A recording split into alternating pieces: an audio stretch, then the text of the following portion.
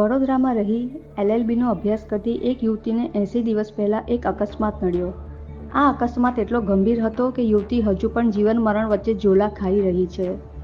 અકસ્માત સર્જનાર સગીર હોવાના કારણે પોલીસે જુવેનાઇલ કાયદા મુજબ તેને માત્ર નોટિસ આપીને છોડી દીધો.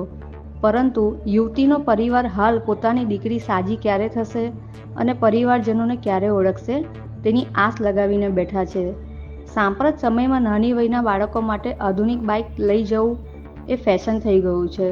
વડોદરાના રાજમાર્ગો આ બાઇકર્સ માટે રેસના ટ્રેક બની ગયા છે. તેઓની આ રેસ કેટલાય માટે જોખમી સાબિત થાય છે.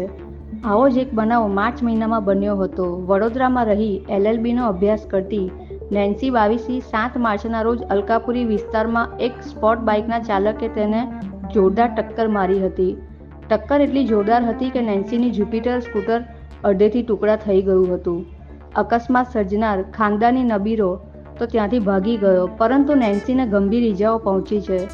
પ્રાથમિક તબક્કે એમ લાગતું હતું કે નેન્સીને માત્ર પગમાં ફ્રેક્ચર છે, પરંતુ ત્યારબાદ માલુમ પડ્યું કે તેણીને માથાના ભાગે ગંભીર ઇજાઓ પહોંચી છે. હાલ સુધીમાં નેન્સીના માથાના 5 ઓપરેશન કરવામાં આવ્યા છે અને હજુ પણ તે પૂરેપૂરી સભાન અવસ્થામાં આવી નથી. તેનો પરિવાર હાલ સુધીમાં 35 થી 40 લાખ ખર્ચ કરી ચૂક્યો છે અને ડોક્ટરના કહેવા અનુસાર રિકવરી આવતા હજુ 1 વર્ષ પણ નીકળી શકે તેમ છે. પરિવાર એક તરફ આર્થિક દ્રષ્ટિએ મુશ્કેલીમાં મુકાયો છે, ત્યારે સરકાર પાસે પણ મદદ માંગી રહ્યો છે. नैन्सी फाइनल ईयर लॉ की स्टूडेंट थी और साथ में जॉब करती थी, बहुत एक्टिव थी. उसने ग्रेजुएशन के बाद मास्टर्स करने के लिए वो विदेश जाने का सोच रही थी, तो IELTS भी क्लियर किया था. 2 जॉब्स करती थी, बहुत हंसमुख, बहुत खुश मिजाज, फैमिली हो, फ्रेंड्स हो, कहीं पर भी हो तो उसकी प्रेजेंस से ही इतनी रौनक रहती थी. तो अभी सुनसान हो गई है हमारी दुनिया. इन्वेस्टिगेशन जिस तरह से चल रहा है, क्या डिमांड कर रहे हैं? देखिए भाई साहब, अभी हमारे परिवार में और नैन्सी का जो भी नुकसान हुआ है ना, वो कभी भर नहीं सकता. जिससे हम गुजरे, हमारी जिंदगी पहले जैसी नहीं हो सकती. अगर वो ठीक भी हो गई ना, तो भी पहले जैसा तो नहीं हो सकता. बट पुणे के इंसिडेंट के बाद हमको लगता है कि बड़ौदा में ये क्यों नहीं हुआ. पहले तो हम पूरा फोकस नैन्सी के रिकवरी में डाल रहे थे, यहाँ हम देख भी नहीं रहे थे, क्योंकि फंड्स भी हमको बहुत लोग हेल्प कर रहे थे, तो वो सब अरेंजमेंट में थे. बट हमको ऐसे लगता है कि जो मेरी बेटी के साथ हुआ और जो हमारे परिवार के साथ हुआ, वो किसी और के साथ ना हो. ऐसा कुछ ऐसा मिसाल हो लॉ की तरफ से लीगली कि लोग डरे ओवर स्पीडिंग करने से, किसी की जान को नुकसान पहुंचाए, ऐसे वाहन चलाने से लोग डरे, और हमारे ऊपर जो पहाड़ गुजरा है वो किसी के ऊपर ना गुजरे. बस इसी के लिए हम ये कर रहे हैं.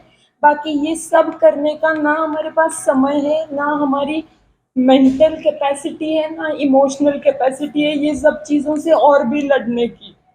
बट हमको लगता है कि दूसरों के लिए कभी ये ना हो, क्योंकि हमने भी कभी ऐसे सोचा होगा कि दूसरों का हुआ है, हमारा तो कुछ नहीं हुआ.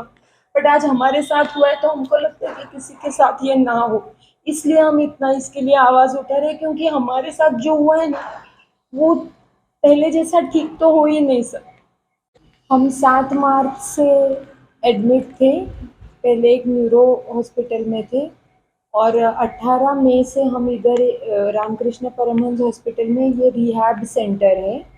तो हालत इतनी अच्छी नहीं थी कि हम तभी, उसको इन्फेक्शन भी बहुत हाई था, तो घर ले जाने से हमने सोचा कि हम इधर लाए तो उसको मेडिकल टीम कभी भी हमको ज़रूरत पड़े तो अवेलेबल हो, और कंपैरेटिवली हमको थोड़ा फाइनेंशियली भी रीज़नेबल हो. इसलिए फिर हम यहाँ पे आए हैं और अभी वो थोड़ा स्टेबल है, यानी इन्फेक्शन पॉइंट ऑफ व्यू से वो थोड़ी स्टेबल है.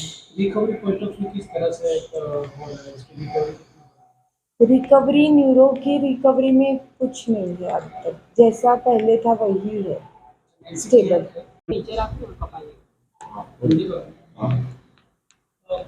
क्या हालत है अभी नैन्सी की और डॉक्टर्स क्या बता रहे हैं?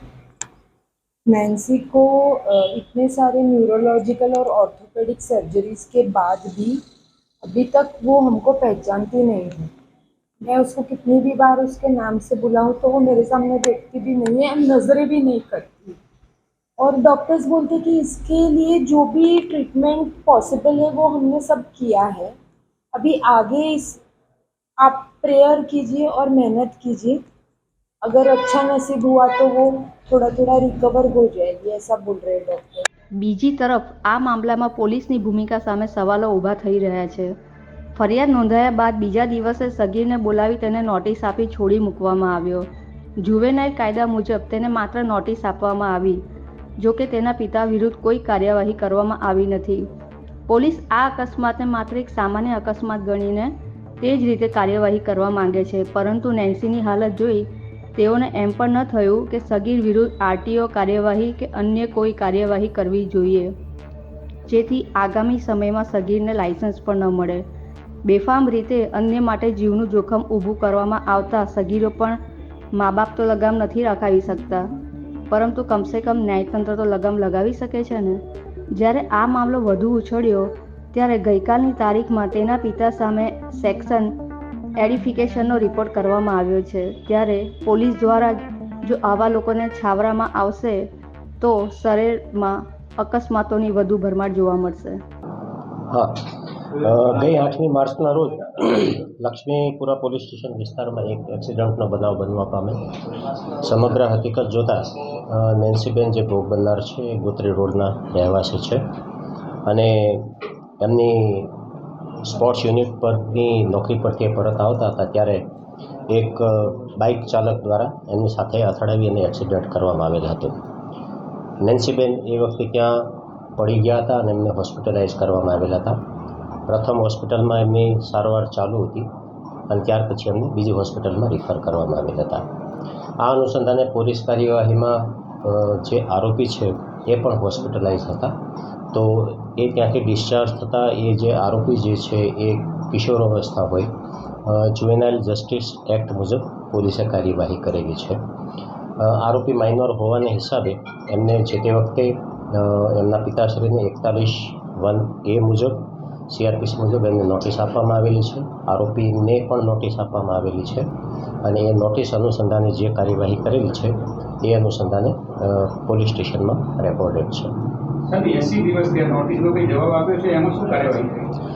નોટિસ એટલે વન ટાઈપ ઓફ એરેસ્ટ જેવું જ ગણાય, પણ જુવેનાઇલ હોવાને કારણે એમને પોલીસ કસ્ટડીમાં નથી લઈ શકતી અને એ એક્ટ મુજબ ફોલોઅપ લઈ અને પોલીસે કાર્યવાહી કરેલી છે. બાળક તે જુવેનાઇલ છે, એના ફાધર થોડી જુવેનાઇલ છે. હા, એમના ફાધર જુવેનાઇલ નથી. એમની સામે શું કાર્યવાહી? એમની સામે પોલીસે એમના પિતા હોવાને નાતે કોર્ટમાં કલમ ઉમેરો કરવાનું કાર્યવાહી કરેલી છે. ધરપકડ કેમ નથી કરવામાં? ધરપકડ કેમ કરવામાં નથી? એ કોર્ટ નક્કી કરશે. કોર્ટમાં અમે ઉમેરો કર્યો છે, એ ત્યાં એક્સેપ્ટ થઈ જાય ત્યાર પછી આગળ. આ મામલામાં શું હોય? જનરલી કોઈ પણ કેસ થાય, સગીર વ્યક્તિ વાહન ચલાવે અને એ પકડાય તો એના જે માતા પિતા હોય છે, જેના નામનું વાહન હોય એની પોલીસ ધરપકડ કરતી હોય છે. તો આ મામલામાં કેમ ના કરવામાં આવ્યું? ના, ધરપકડ તો એમ સીધી નથી કરવામાં આવતી હોતી, પણ એમના પિતાને નોટિસ આપવામાં આવેલી છે અને એ અનુસંધાને જે કાયદામાં જોગવાઈ છે એ અનુસંધાને કોર્ટને કલમ ઉમેરાનો રિપોર્ટ આપવામાં આવેલો છે. કોર્ટ ડિસાઇડ કરશે એટલે તરત જ અમે એક્શન લઈશું. બાઇક કોનું બધું આની ઓળખ થઈ છે, એના માલિકની જે કેમ આને આપ્યું બાઇક? ના, બાઇક એમનું જ હતું. એના પિતાના નામનું બાઇક? હા, બાઇક છોકરોનો કોઈ ભાઈબંધ છે કે બાઇક લઈને પણ લોકો દેખાય છે, તો એવિડન્સના નાશ કરવાનું પણ એવી કોશિશ કરવામાં આવે છે, એવી તો પણ ના, એ એઝ અ એવિડન્સ અમે તપાસના કામે સામેલ રાખેલું છે. સાહેબ, પુણેની ઘટનામાં સગીર ચાલક હતા અને એના પિતાની પોલીસે ધરપકડ કરી અને એની સાથે જે જે કાર્યક્રમ હતા બધાને ધરપકડ કરી, તો વડોદરામાં કેમ આ પ્રકારની કાર્યવાહી ન થઈ? એ કાર્યવાહી ચાલુ છે. 85 દિવસ થયા છે. હા, હજી કોર્ટને કલમ ઉમેરાનો જે રિપોર્ટ આપવામાં આવ્યો છે અને એ કાર્યવાહી અંડર પ્રોસેસ છે, એ થશે. માનો જે અધિકારી છે, તપાસ અધિકારી, એમની ઢીલાસ પડતી નીતિ છે, એના કારણે નેન્સીને ન્યાય નથી મળી રહ્યો? ના, ન્યાય મળવાની તો વાત અમારો એક પર્સનલ એથિક્સ પણ એવો હોય છે કે ભોગ બનનારને હંમેશા ન્યાય મળે, પણ આઈઓ તરફથી જે કંઈ થોડું ડિલે થયું છે તો એમના એડમિનિસ્ટ્રેટિવ કારણો હશે. સાહેબ ગુનો દાખલ થયા પછી કેટલા દિવસમાં આપણે નોટિસ આપી? આરોપી હોસ્પિટલાઇઝ હતા અને હોસ્પિટલમાંથી ડિસ્ચાર્જ જ્યારે થયા ત્યાર પછી. સાહેબ આરોપી જે છે સગીર છે તો એનો બ્લડ રિપોર્ટ નથી કરવામાં આવ્યો, એને નશો કર્યો છે કે નહીં એ રિપોર્ટ નથી થયો, એ બાબતે આપ શું કહેશો?